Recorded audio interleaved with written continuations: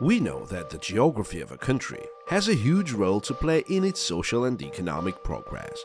Quite a few regions around the world have always been relatively better off than others due to the inherent advantages afforded by their starting position on the map, like arable land and natural borders. It's not really difficult to prove either, just look at Switzerland. What most people don't realize though is that the converse is true too. Geography plays an equally important role in holding a region back, though that's usually attributed to bad politics or cultural differences. While those factors may play a prominent role too, they're not enough to explain how so many countries around the world are still dealing with the same logistical and economic problems they've always had. It all makes sense, however, as soon as you take a good look at their map. Today, we're going to tell you stories about countries held back by their geography. But before we start, please like this video and subscribe to our channel. Also, let us know in the comment if you have found your country in this list. This is Smart Stories channel. We tell stories that make you think. Russia. Russia has so many problems with its geography that we don't even know where to start.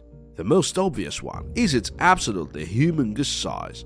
While on one hand, it makes the country almost impossible to invade, on the other, it makes transportation and trade a nightmare. That's the reason Russia was one of the last European powers to be fully industrialized. Another problem is Russia's connection to the oceans. Because of being located in what is mostly a frozen wasteland, important ports are frozen for several months in a year. Its largest port in the Pacific, Vladivostok, is strapped by the Sea of Japan, which is almost entirely controlled by Japan.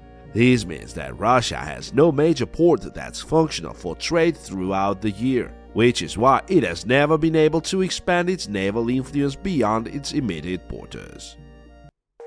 Australia.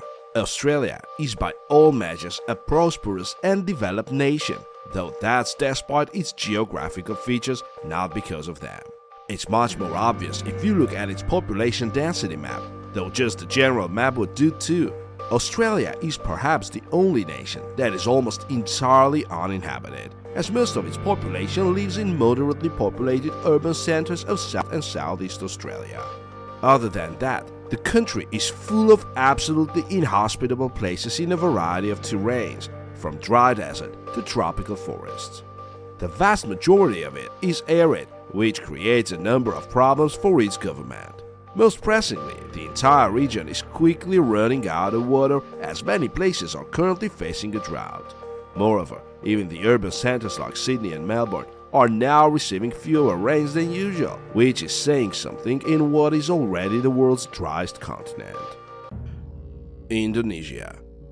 Indonesia's geography is unlike any other country, and that's not an exaggeration. By definition, it's an archipelago, though that barely begins to explain what it really is. Indonesia is by far the largest archipelago nation in the world, made up of over 18,000 scattered islands of vastly varying sizes. While some are barely a few miles across in size, the largest ones are comparable to islands like New Guinea and Borneo. The vast distance between Indonesia's islands has proved to be a major challenge for the country's progress. Throughout its history, Indonesian kingdoms have had to wait for the development of maritime technologies to do the same thing as their counterparts in, say, Europe or Asia. It also poses a challenge of identity, as it's almost impossible to unite the various people and cultures found across its territory into one single national identity. Its islands are also why a great naval power like Britain was easily able to colonize the country. Additionally, Indonesia's proximity to the Pacific Ring of Fire makes the country particularly prone to natural disasters. It's home to 136 volcanoes, out of which 61 have erupted since 1900. The tectonic activity in the region is so high that the country experiences an earthquake of magnitude of 5 or lower almost every day. Egypt. Most people would say that Egypt's geography has actually been its biggest lifeline, and they'd be correct. One of the cradles of civilization, The fertile plains of the Nile Delta have provided Egypt with an inherent advantage over other countries. All of that, however, is in the past, or more specifically before the construction of the Suez Canal. Built in 1868, the canal is an artificial sea corridor linking the Mediterranean and Red Seas, as before that, European trade ships had to go all the way around the entire African continent to get to Asia. It was definitely good for business, but not that great for political stability in Egypt. Since its construction, the country has been at the center of quite a few major conflicts directly related to its control of the canal, from the Suez Crisis of 1956 to the Arab-Israel War of 1967. Even today, unfettered access to the canal is a major political issue in the region. Pakistan.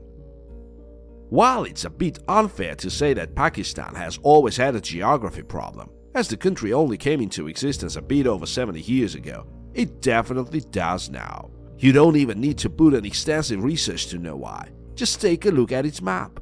Almost all of Pakistan's cities are located near the border, and if that doesn't sound that bad, consider that Pakistan has been at an informal state of war with its neighbor India since its inception in 1947.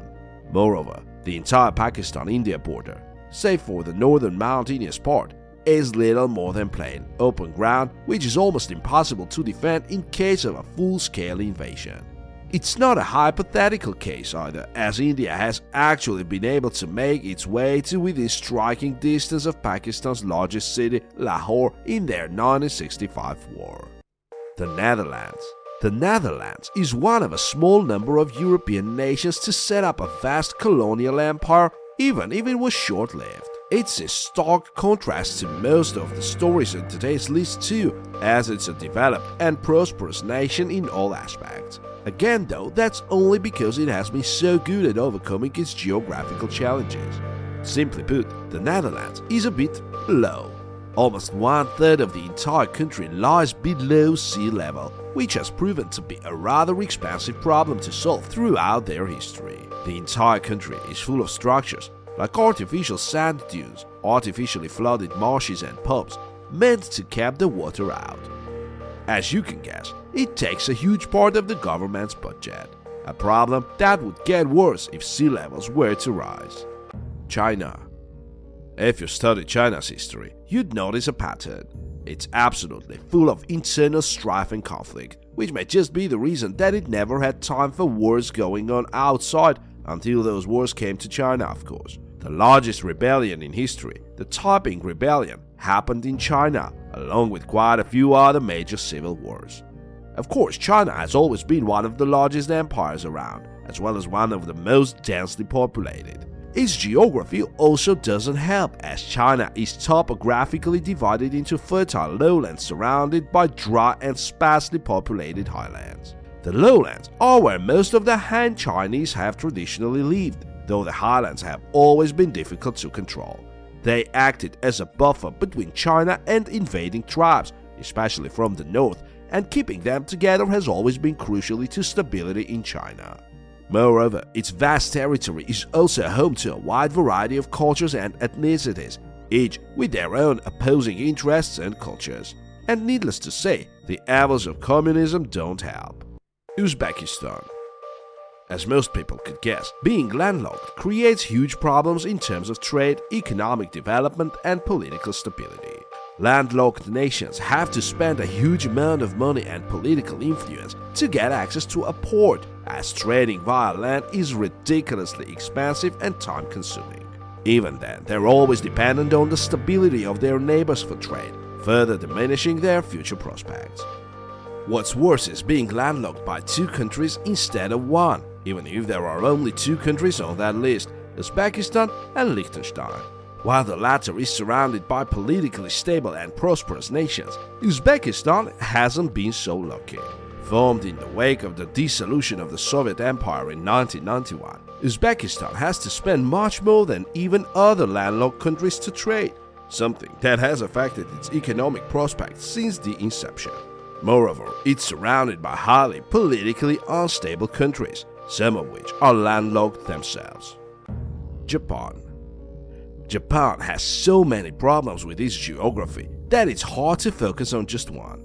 Most famously, it lies along the Pacific Ring of Fire, a horseshoe-shaped chain of islands and volcanoes in the Pacific that's also the most tectonically active region in the world. That's why earthquakes are so common across the country, to the extent that earthquake-proofing is a legal requirement for buildings in most cities. Moreover, the country is almost entirely made of hills and mountains, restricting the arable area to just about 20% of the total landmass. That doesn't just raise the cost of importing food from abroad, it also restricts the number of people that can earn a living working in the farming industry, one of the largest employers in most developed economies. On top of that, Japan is also low on minerals and other natural resources, further raising the cost of its imports.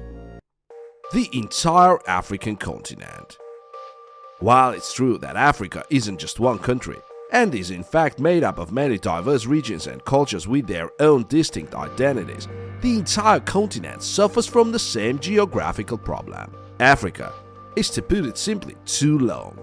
Compared to the horizontal stretch of Eurasia, which allows domesticated crops and technologies to travel to far-off places with similar conditions, Africa's vertical makeup has always hindered its technological and developmental progress. While that's obviously not the only reason behind all of Africa's problems, it's definitely the least discussed. Because of being spread out vertically instead of horizontally, African cultures have only evolved in the east-west axis, which means that new technologies and other developments have taken longer to span across the entire continent. To a large extent, that was the case with much of the Americas too, though the effects there are nowhere near as pronounced as in Africa. This was the last story for today.